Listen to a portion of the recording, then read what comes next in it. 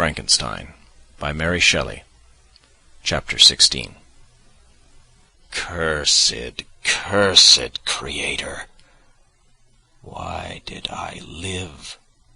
Why in that instant did I not extinguish the spark of existence which you had so wantonly bestowed? I know not. Despair had not yet taken possession of me. My feelings were those of rage and revenge. I could with pleasure have destroyed the cottage and its inhabitants, and have glutted myself with their shrieks and misery. When night came, I quitted my retreat and wandered in the wood, and now, no longer restrained by the fear of discovery, I gave vent to my anguish in fearful howlings. I was like a wild beast that had broken the toils, destroying the objects that obstructed me, and ranging through the wood with a stag-like swiftness. Oh, what a miserable night I passed! The cold stars shone in mockery, and the bare trees waved their branches above me. Now and then the sweet voice of a bird burst forth amidst the universal stillness.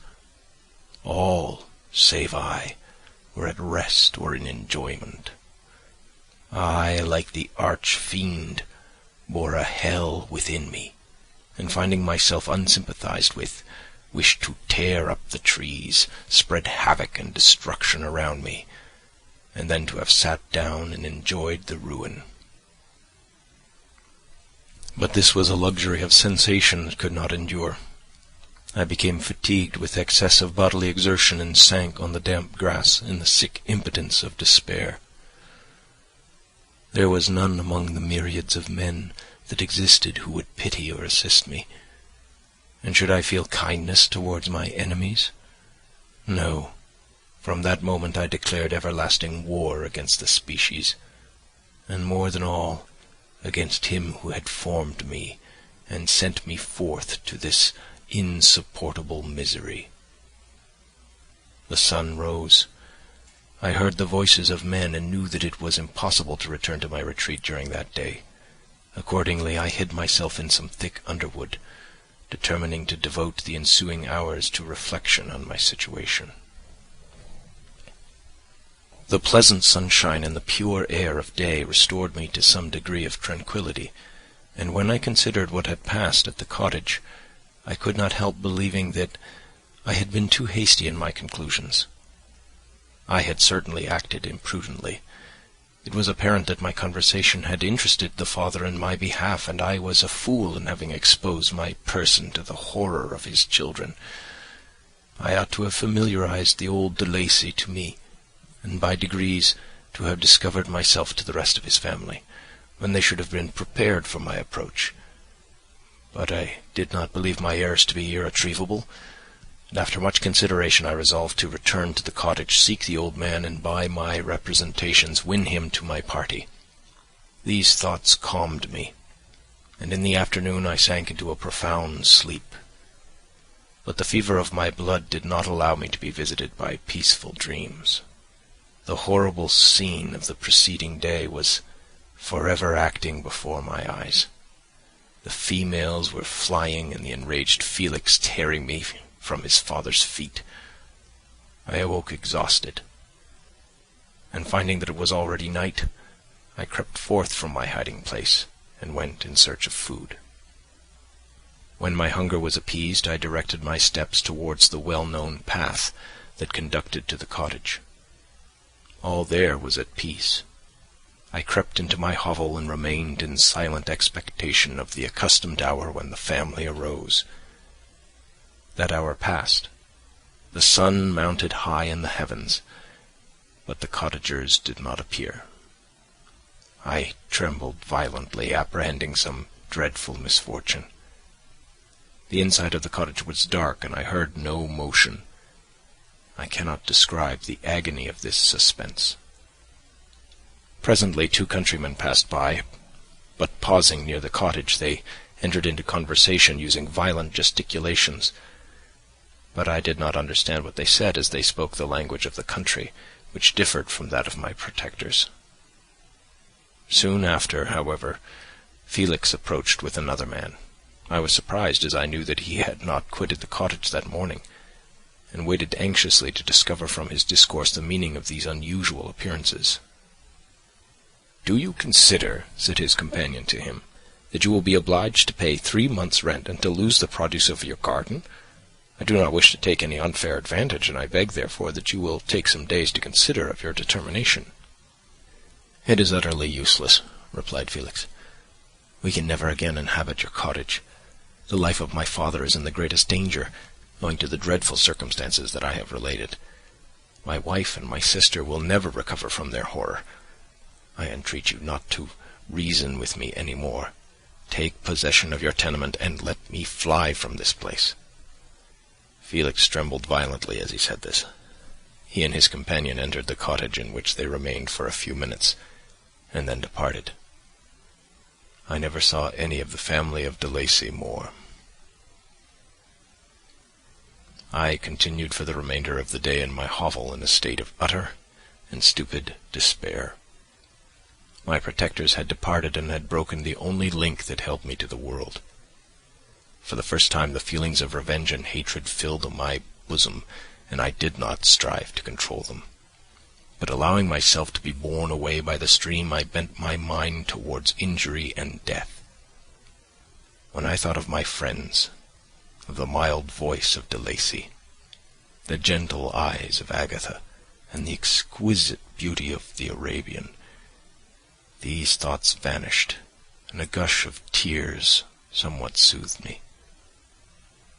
But again, when I reflected that they had spurned and deserted me, anger returned, a rage of anger, and unable to injure anything human, I turned my fury towards inanimate objects.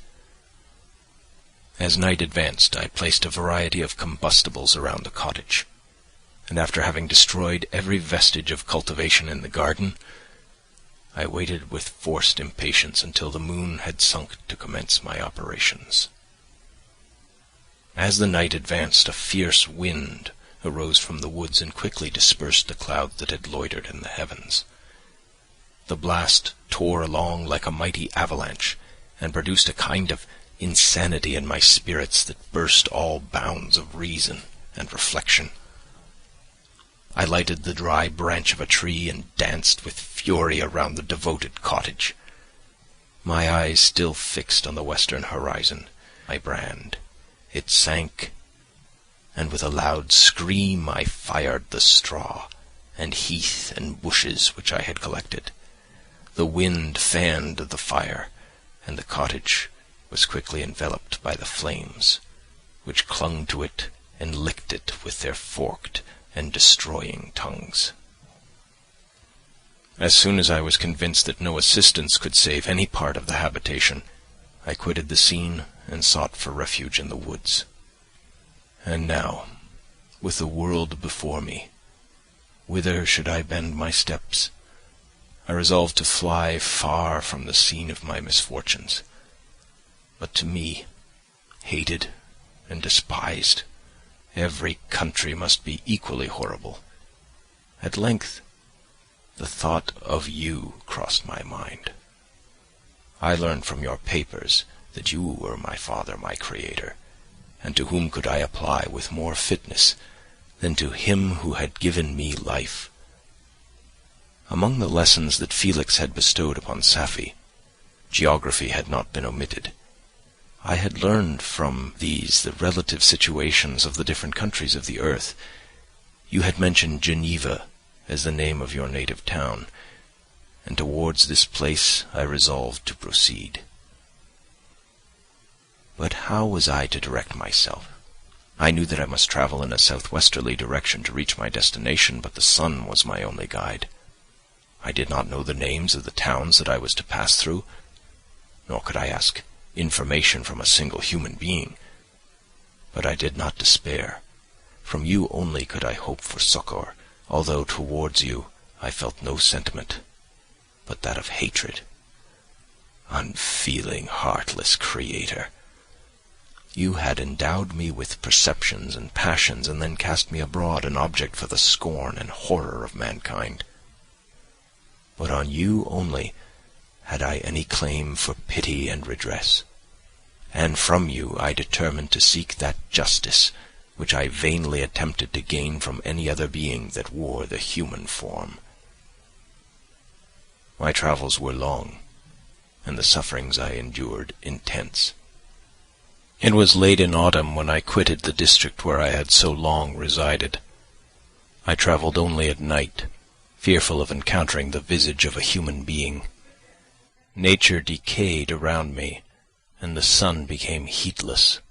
Rain and snow poured around me. Mighty rivers were frozen.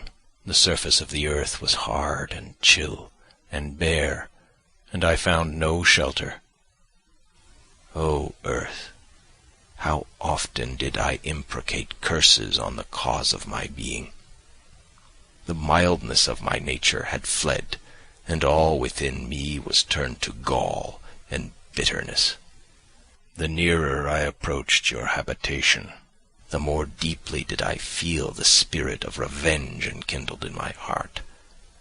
Snow fell, and the waters were hardened, but I rested not. A few incidents now and then directed me, and I possessed a map of the country, but I often wandered wide from my path. The agony of my feelings allowed me no respite. No incident occurred from which my rage and misery could not extract its food.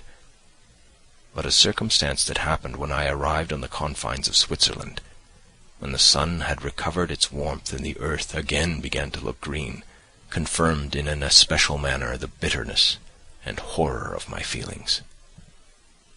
I generally rested during the day and travelled only when I was secured by night from the view of man. One morning, however, finding that my path lay through a deep wood, I ventured to continue my journey after the sun had risen. The day, which was one of the first of spring, cheered even me by the loveliness of its sunshine and the balminess of the air. I felt emotions of gentleness and pleasure that had long appeared dead revive within me. Half surprised by the novelty of these sensations, I allowed myself to be borne away by them, and forgetting my solitude and deformity, dared to be happy. Soft tears again bedewed my cheeks, and I even raised my humid eyes with thankfulness towards the blessed sun which bestowed such joy upon me. I continued to wind among the paths of the wood until I came to its boundary, which was skirted by a deep and rapid river into which many of the trees bent their branches, now budding with the fresh spring. Here I paused, not exactly knowing what path to pursue, when I heard the sound of voices that induced me to conceal myself under the shade of a cypress. I was scarcely hid when a young girl came running towards the spot where I was concealed, laughing, as if she ran from someone in sport. She continued her course along the precipitous sides of the river when suddenly her foot slipped, and she fell into the rapid stream. I rushed from my hiding place, and with extreme labour, from the force of the current, saved her and dragged her to shore. She was senseless, and I endeavoured by every means in my power to restore animation the deeper parts of the woods. I followed speedily, I hardly knew why, but when the man saw me drew near, he aimed a gun, which he carried at my body, and fired. I sank to the ground, and my injurer, with increased swiftness, escaped into the wood. This was then the reward of my benevolence. I had saved a human being from destruction. The feelings of kindness and gentleness which I had entertained but a few moments before gave place to hellish rage and gnashing of teeth. Inflamed by pain, I vowed eternal hatred and vengeance to all mankind. But the agony of my wound overcame me. My pulses paused, and I fainted. For some weeks I led a miserable life in the woods, endeavouring to cure the wound which I had received. The ball had entered my shoulder, and I knew not whether it had remained there or passed through. At any rate, I had no means of extracting it. My sufferings were augmented also by the oppressive sense of the injustice and ingratitude of their infliction. My daily vows rose for revenge, a deep and deadly revenge, such as would alone compensate for the outrages and anguish I had endured. After some weeks my wound healed, and I continued my journey. The labours I endured were no longer to be alleviated by the bright sun or gentle breezes of spring. All joy was but a mockery which insulted my desolate state and made me feel more painfully that I was not made for the enjoyment of pleasure. But my toils now drew near a close, and in 2 months from this time I reached the environs of Geneva. It was evening when I arrived, and I retired to a hiding-place among the fields that surround it, to meditate in what manner I should apply to you. I was oppressed by fatigue and hunger, and far too unhappy to enjoy the gentle breezes of evening, or the prospect of the sun setting behind the stupendous mountains of Jura. At this time a slight sleep relieved me from the pain of reflection, which was disturbed by the approach of a beautiful child, who came running into the recess I had chosen with all the sportiveness of infancy. Suddenly, as I gazed on him, an idea seized me that this little creature was unprejudiced, and had lived too short a time to have imbibed a horror of deformity. If, therefore, I could seize him and educate him as my companion and friend, I should not be so desolate in this peopled earth. Urged by this impulse, I seized on the boy as he passed and drew him towards me. As soon as he beheld my form, he placed his hands before his eyes and uttered a shriek. I drew his hand forcibly from his face and said, "Child, what is the meaning of this? I do not intend to hurt you. Listen to me." He struggled violently. "Let me go," he cried. "Monster! Ugly wretch! You wish to eat me and tear me to pieces. You are an ogre. Let me go, or I will tell my papa." "Boy, you will never see your father again. You must come with me." "Hideous monster! Let me go. My papa is a syndic. He is Monsieur Frankenstein. He will punish you. You dare not keep me." "Frankenstein! You belong then to my enemy, to him towards whom I have sworn eternal revenge. You shall be my first victim." The child still struggled and loaded me with epithets which carried despair to my heart.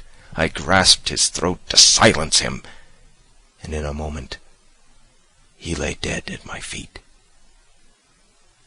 I gazed on my victim, and my heart swelled with exultation and hellish triumph. Clapping my hands, I exclaimed, "I, too, can create desolation. My enemy is not invulnerable. This death will carry despair to him, and 1,000 other miseries shall torment and destroy him." As I fixed my eyes on the child, I saw something glittering on his breast. I took it. It was a portrait of a most lovely woman. In spite of my malignity, it softened and attracted me. For a few moments I gazed with delight on her dark eyes, fringed by dark lashes, and her lovely lips. But presently my rage returned. I remembered that I was forever deprived of the delights that such beautiful creatures could bestow, and that she whose resemblance I contemplated would, in regarding me, have changed that air of divine benignity to one expressive of disgust and affright. Can you wonder that such thoughts transported me with rage? I only wonder that at that moment, instead of venting my sensations in exclamations and agony, I did not rush among mankind and perish in the attempt to destroy them. While I was overcome by these feelings, I left the spot where I had committed the murder, and seeking a more secluded hiding-place, I entered a barn which had appeared to me to be empty. A woman was sleeping on some straw. She was young, not indeed so beautiful as her, whose portrait I held, but of an agreeable aspect and blooming in the loveliness of youth and health. Here, I thought, is one of those whose joy-imparting smiles are bestowed on all but me, and then I bent over her and whispered, "Awake, fairest, Thy lover is near. He would give his life but to obtain one look of affection from thine eyes. My beloved, awake!" The sleeper stirred. A thrill of terror ran through me. Should she indeed awake and see me and curse me and denounce the murderer? Thus would she assuredly act if her darkened eyes opened and she beheld me. The thought was madness. It stirred from the fiend within me. Not I, but she shall suffer. The murder I have committed because I am forever robbed of all that she could give me, she shall atone. The crime had its source in her. Be hers the punishment. Thanks to the lessons of Felix and the sanguinary laws of man, I had learned now to work mischief. I bent over her and placed the portrait securely in one of the folds of her dress. She moved again, and I fled. For some days I haunted the spot where these scenes had taken place, sometimes wishing to see you, sometimes resolved to quit the world and its miseries forever. At length I wandered towards these mountains, and have ranged through their immense recesses, consumed by a burning passion which you alone can gratify. We may not part until you have promised to comply with my requisition. I am alone and miserable. Man will not associate with me, but one as deformed and horrible as myself would not deny herself to me. My companion must be of the same species and have the same defects. This being you must create. End chapter 16.